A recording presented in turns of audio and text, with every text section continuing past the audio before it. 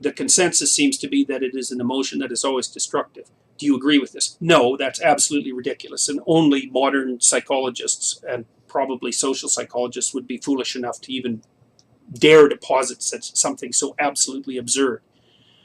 Psychopathy and shamelessness are the same thing. So shame isn't shame. No emotion is always destructive. Any emotion taken to an extreme can be destructive, just like any value taken to an extreme, made into one thing can be destructive.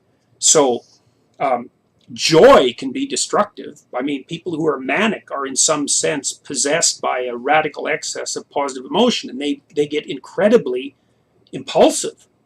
And it's terribly destructive. I mean, there's almost no form of insanity that's more destructive than mania. People will go out and spend all their money, all their family's money, and engage in all sorts of hyper optimistic interactions with the world. It will result in their complete ruin.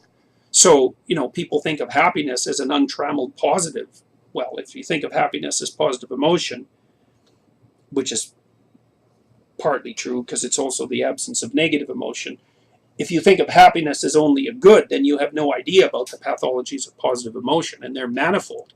And shame is like if you do something stupid and destructive to yourself or to yourself and the broader social community, you should feel shame and you should pay attention to it and you should learn from it. And if you're not capable of doing that then people should stay the hell away from you because you're shameless. And of course, for most of Western history, and I don't know enough about other forms of history to also make the same comment, to call someone shameless was a tremendous insult. It meant that they didn't have enough sense to be appalled by their own pathology, and that's just not a good thing at all.